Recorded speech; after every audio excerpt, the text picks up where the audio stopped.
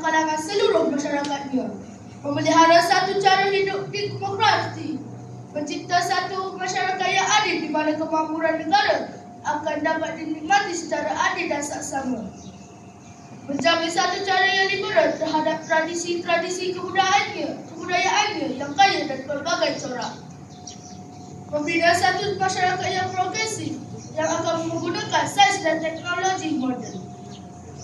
Ikra. Maka kami rakyat Malaysia berikrar akan menumpukan seluruh tenaga dan usaha kami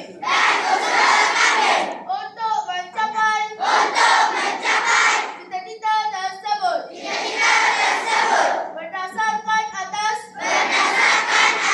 prinsip-prinsip yang berikut. Kepercayaan kepada Tuhan,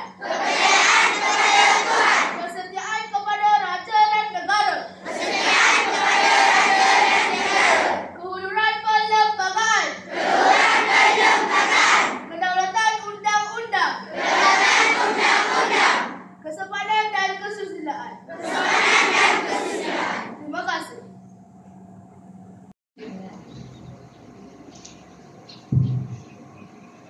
Bismillahirrahmanirrahim. Assalamualaikum warahmatullahi wabarakatuh. Alhamdulillah, bersyukur kehadiran Ilahi kerana pada hari ini dapat kita berkumpul di Dewan Destinasi Bermisi. Yang berusaha Lieutenant Colonel KRS Puan Rohaya binti Ahmad, Komandan KRS Sekolah Kebangsaan Padang Ahmad, masih Budi Kelantan. Yang dihormati Major Puan Roslaini binti Ahmad, Timbalan Komandan KRS Penolong Kanan Kurikulum. Yang dihormati guru-guru, pemimpin pasukan pakaian seragam Sekolah Kebangsaan Padang Ahmad.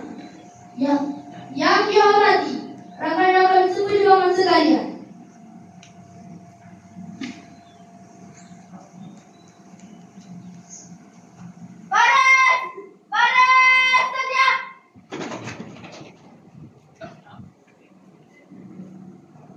Untuk memulakan majlis, dengan hormatnya, majlis mempersilakan Lieutenant Colonel KRS Puan Rohaya binti Ahmad, Komandan KRS Sekolah Kebangsaan Padang Ahmad, untuk menerima tabik hormat daripada Ketua Pembarisan.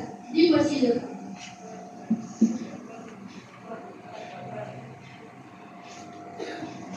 Assalamualaikum Tuan. Kami ahli-ahli pasukan pakaian seragam SK Padang Ahmad sedia untuk majlis perhimpunan Tuan.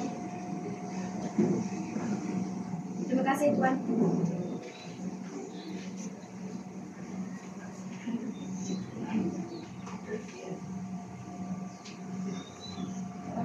Dipersilakan Ketua Ahmad Habibur Rahman bin Ahmad Nainan untuk mengetuai bacaan doa.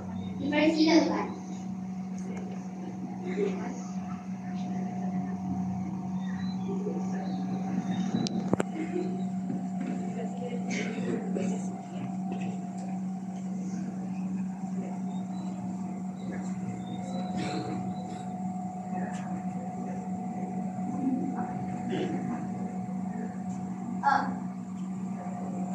Bismillahirrahmanirrahim.